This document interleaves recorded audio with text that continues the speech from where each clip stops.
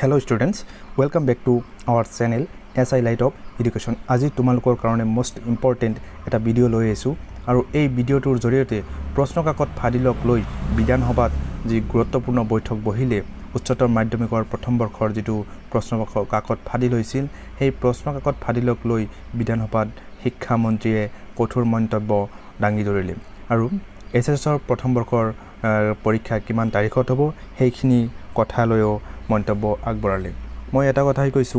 ৰাজ্যত এইটো বছৰত আমাৰ অসমত এইচএছ ফাৰ্ষ্ট ইয়াৰত 3,32,000 শিক্ষাৰ্থীৰ জীৱনৰ হৈতে খেলিছে চৰকাৰে কাৰণ যিখিনি মন্তব্য আগবঢ়াইছে সেই মন্তব্য অনুযায়ী এইখিনি বুজিব পৰা গৈছে আৰু সকলোখিনি মন্তব্য মই এই ভিডিওটোৰ জৰিয়তে এই গোটেইখিনি ভিজুৱেল মই দেখাই দিম সকলোৱে চাব আপোনালোকে আৰু কি মন্তব্য আগবঢ়াইছে শিক্ষামন্ত্ৰীয়ে কাৰণ যিখিনি মন্তব্য আগবঢ়াইছে শিক্ষামন্ত্ৰীয়ে কাৰণ প্ৰথমতে চাওক আপোনালোকে চাওক এছএছ ফাৰ্ষ্ট ইয়াৰৰ প্ৰথমে প্ৰশ্ন কাকত ফাদিল হল তাৰ পিছত কি হল পৰীক্ষা বাতিল কৰিলে তাৰ পিছত আপোনালোকৰ যেটো মানে কব লাগে আপোনালোকৰ লৰা বা ছোৱালী আৰু যিসকল ছাত্ৰ ছাত্ৰীয়ে এছএছ ফাৰ্ষ্ট ইয়াৰৰ আৰু ছাত্ৰ ছাত্ৰীয়ে যদি মোৰ এই ভিডিওটো চাই আছে সেই সকল ছাত্ৰ ছাত্ৰীয়ে মই এটা কথা কৈছো এবাৰ পৰীক্ষাৰ্থীৰ মানসিক চাপ বৃদ্ধিৰে যিখিনি অদ্ভুত মন্তব্য যিখিনি আগবঢ়ালে শিক্ষামন্ত্ৰীয়ে সেই কথাখিনি লৈ মন কৰিব সকলে যেহেতু ভিডিও ভিজুৱেলটো মই ভিডিওটোৰ শেষত মই দেখাই দিম আৰু যি মন্তব্য কৰিছে যে পঞ্চায়তৰ নিৰ্বাচনৰ ওপৰত নিৰ্ভৰ কৰিহে শিক্ষা বিভাগে এছএছ ফাৰ্ষ্ট ইয়াৰ পৰীক্ষা দিন ঘোষণা কৰিব কিমান তাৰিখত পৰীক্ষা হ'ব কিন্তু যেটো বিধানসভাত যিখিনি মন্তব্য কৰিলে শিক্ষামন্ত্ৰীয়ে এনেকুৱা মন্তব্য কৰিছে যে কাণ্ড জ্ঞানহীন মন্তব্য বুলি ক'ব পাৰো আৰু এই কাণ্ড জ্ঞানহীন মন্তব্যৰ পিছত মানে বহুতো পেৰেন্টছৰ মানে এনেকুৱা মন্তব্য আগবঢ়াইছে যে এনেকুৱাকে ক'ব নালাগিছিল আমাৰ অসমৰ শিক্ষামন্ত্ৰীয়ে মানে গাৰ্জেন বা পেৰেন্টছ সকলে এইটোৱে কৈ আছে যে আসলতে এয়া মানৱ সম্পদ গঢ়া পৰীক্ষা মানে পণ্য সামগ্ৰীৰ দোকানহে দিছে এইটোৱে কৈছে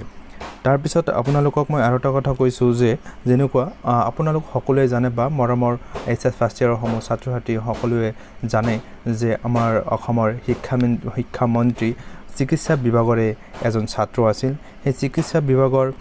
ছাত্ৰ হৈও মানে পৰীক্ষা এটা বাতিল হলে বা সেই পৰীক্ষা কিমান দূৰ মানে পিছুৱাই গলে বাতিল হোৱা পৰীক্ষা দিবলৈ যদি ৰৈ থাকিবলগীয়া হয় তেন্তে কিমান যে মানসিক চাপ বাৰে ছাত্ৰ ছাত্ৰী সকলৰ সেইখিনি কথাও নাজানে নেকি অসমৰ শিক্ষামন্ত্ৰী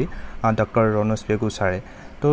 এই কিছুমান কথা আপোনালোকক গোটেইখিনি মই আগবঢ়াম যেহেতু 3,20,000 ছাত্ৰ ছাত্ৰীয়ে এবাৰ আমাৰ এছএছ ফাৰ্ষ্ট ইয়াৰৰ এক্সাম দি আছে সকলোৰে লগত আমাৰ শিক্ষা বিভাগে যিখিনি হেতালি খেলি আছে যিখিনি খেল ধেমালি কৰি আছে তো এইখিনি খেল ধেমালি কৰিব নালাগিছিল আৰু আমাৰ অসমৰ বিধানসভাত কি মন্তব্য দাঙি ধৰিছে শিক্ষামন্ত্ৰী সেইখিনি আপোনালোকে এবাৰ শুনি লওক আৰু পৰামৰ্শ ভাল দিছে নে বেয়া পৰামৰ্শ দিছে হেতু আপোনালোকে গাৰ্জেন হয় এই কথাখিনি আপোনালোকে বিবেচনা কৰিব তাৰ আগতে মই এটা কথা কৈছো আপোনালোকে মানে পেৰেন্টছ বা যদি মোৰ মৰমৰ ছাত্ৰ ছাত্ৰীসকলে ভিডিওটো চাই আছে তেনে চেনেলটো সাবস্ক্ৰাইব কৰিবা আৰু বন্ধুবৰ্গৰ মাজত চেনেলটো শ্বেয়াৰ কৰিবা আৰু ভিডিওটো প্ৰথমৰ পৰা শেষলৈকে তোমালোকে চাই থাকিবা স্কিপ নকৰি কি ক'লে আমাৰ অসমৰ শিক্ষামন্ত্ৰী ডক্টৰ ৰণোজ পেগু ছাৰে আপোনালোকে সবিশেষ শুনি লওক প্ৰশ্ন কাকত লিক হোৱাৰ কাৰণে আমাৰ একাদশ শ্ৰেণীৰ পৰীক্ষা যেটো বৰ্তমান বোৰ্ডৰ জৰিয়তে পতা হয় আগতে এটো বিদ্যালয়তে হৈছিল আৰু বোৰ্ডৰ দ্বাৰা এতিয়া পাতাৰ পদক্ষেপ লোৱা হৈছে কাৰণ আমি এনইপি ইমপ্লিমেন্ট কৰিছো আৰু এনইপি ইমপ্লিমেন্টেশনৰ অংশ হিচাপে যে দশম শ্ৰেণী উত্তীৰ্ণ হোৱাৰ পাছত একাদশ শ্ৰেণীটো বোৰ্ডৰ পৰীক্ষা হ'ব আৰু চূড়ান্ত পৰীক্ষা যেটো ক্লাস 12ৰ পৰীক্ষা হেতু বোৰ্ডৰ দ্বাৰা পৰিচালিত হ'ব ইতিমধ্যে আসাম ষ্টেট স্কুল এডুকেশ্যন বোৰ্ডে সুকলমে দশম শ্ৰেণীৰ পৰীক্ষা আৰু দ্বাদশ শ্ৰেণীৰ পৰীক্ষা ক্লাস 10 আৰু ক্লাস 12ৰ পৰীক্ষা সুকলমে অনুষ্ঠিত কৰিছে ক্লাস 10 আৰু 12ৰ ক্ষেত্ৰত বিশেষ সতৰ্কতা অৱলম্বন কৰা হয় কাৰণ এটো চূড়ান্ত পৰীক্ষা এটো ফাইনেল পৰীক্ষা আৰু সেই কাৰণে ইয়াৰ প্ৰশ্ন কাকতসমূহ আমি থানাত ৰাখো আৰু থানাৰ পৰা কটকটীয়া নিৰাপত্তাৰ জৰিয়তে পৰীক্ষাৰ দিনাখন প্ৰশ্ন কাকতৰ টুকুলা বিদ্যালয়লৈ লৈ যোৱা হয় কিন্তু একাদশ শ্ৰেণীৰ পৰীক্ষাটো যেহেতু সিমান গুৰুত্ব দিয়া হোৱা নাই আৰু এটো বিদ্যালয়খনেই পৰিচালনা কৰি আহাৰ পৰম্পৰা আছে গতিকে একাদশ শ্ৰেণীৰ প্ৰশ্ন কাকতখিনি বোৰ্ডে প্ৰস্তুত কৰি বিদ্যালয় যিখন বিদ্যালয়ত পৰীক্ষা হয় তাতেই ৰখা হয় এতিয়া মূল কথাটো হ'ল যে বিদ্যালয়ৰ শিক্ষক শিক্ষয়িত্ৰী বিদ্যালয় কৰ্তৃপক্ষ যেটো এক্সামিনেশন সেন্টাৰ তেওঁলোকক বিশ্বাসত লম নে নলম নে নুলুৱাকৈ আমি পুলিচৰো ক্লাছ 10 12ত যেনেকৈ আমি পুলিচ আৰু প্ৰশাসনৰ সহায় লৈ পৰীক্ষা অনুষ্ঠিত কৰো তেনেকৈ আমি একাদশ শ্ৰেণীৰ পৰীক্ষাটোতো আমি পুলিচ আৰু প্ৰশাসনৰ সহায় লৈ পাতিম নেকি এই কথাটো অহাৰ লগে লগে কাইলৈ এই প্ৰশ্নটো আহিব যে ক্লাছ 9ৰ পৰীক্ষাটো আমি তেনে ধৰণে পাতিম নেকি এতেকে আমি একাদশ শ্ৰেণীৰ পৰীক্ষা বিদ্যালয়সমূহক আস্থাত লৈয়ে পাতিছিল কিন্তু বিদ্যালয়সমূহৰ পৰাই প্ৰশ্ন কাকত লিক হল প্ৰথম প্ৰশ্ন কাকত যেতিয়া লিক হোৱাৰ খবৰটো মই ক'ত পালো যে আব্দুল ৰছিদ মণ্ডল ডাঙৰীয়া আপোনাৰ গৃহ জিলা গোৱালপাৰাৰ পৰাই এই প্ৰশ্ন কাকত লিক হোৱাৰ তাতেই প্ৰথম আৰম্ভণি হৈছে আৰু তাৰ পাছত যেতিয়া গোটেই অসমত বিচাৰ খুচাৰ কৰা হল আমি 15খন বিদ্যালয় পালো যিখিনি বিদ্যালয়ে আগতীয়াকৈ আগদিনাখনে তেওঁলোকে প্ৰশ্ন কাকতৰ টোপোলাটো খুলিছে আৰু এই 15খন বিদ্যালয়ৰ ভিতৰত 12খন বিদ্যালয়ে প্ৰাইভেট স্কুল এতিয়া লগে লগে এই প্ৰশ্নটো আহিব মোৰ তাত হোৱাটছএপত বহুত মেছেজ আহিছে যে প্ৰাইভেট স্কুলক পৰীক্ষা কেন্দ্ৰ হ'ব নালাগে আমি চৰকাৰে খুব সক্ৰিয়ভাৱে এই কথাটো বিবেচনা কৰি আছো যে এতিয়াৰ পৰা প্ৰাইভেট স্কুল বা ভেঞ্চাৰ স্কুলত আমি এক্সামিনেশন সেন্টাৰ দিম নে নিদিম খুব সোনকালে বোৰ্ডে এটা সিদ্ধান্ত ল'ব বা চৰকাৰেও এটা সিদ্ধান্ত ল'ব যে কেৱল চৰকাৰী বিদ্যালয়তহে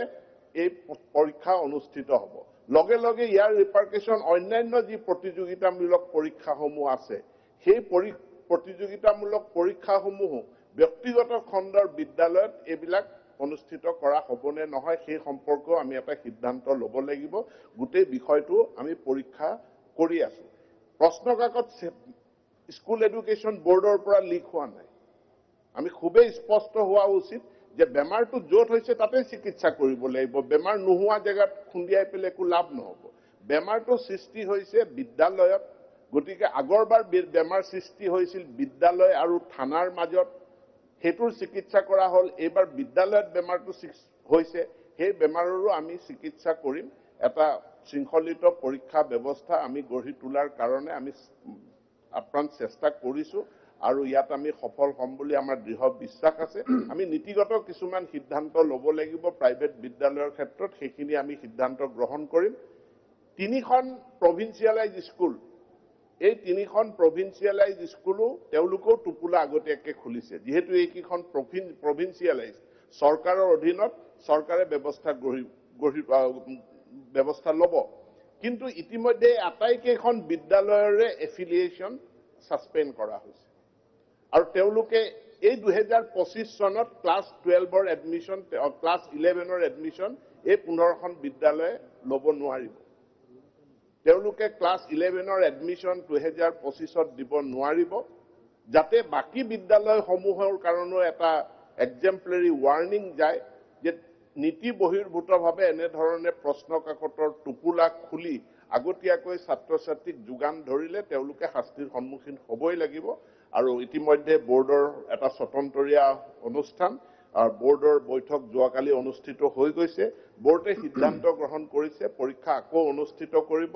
পঞ্চায়ত নিৰ্বাচনৰ দিন ঘোষণা হোৱাৰ পাছত যাতে পঞ্চায়ত নিৰ্বাচনৰ লগত কোনো কনফ্লিক্ট নহয় তাৰ পাছতে আমাৰ একাদশ শ্ৰেণীৰ ক্লাছ 11ৰ পৰীক্ষাৰ শিডিউল ঘোষণা হ'ব ধন্যবাদ ভিডিঅ'টোৰ শেষত মই আৰু এবাৰ জনাই দিছোঁ আপোনালোকে বা মৰমৰ ছাত্ৰ ছাত্ৰীসকলে চেনেলটো সাবস্ক্ৰাইব নকৰি কেনে পাহৰি নাযাবা প্লিজ সাবস্ক্ৰাইব কৰি দিব চেনেলটো thank you S I light of education thank you ৱাচিং দ্য ভিডিঅ'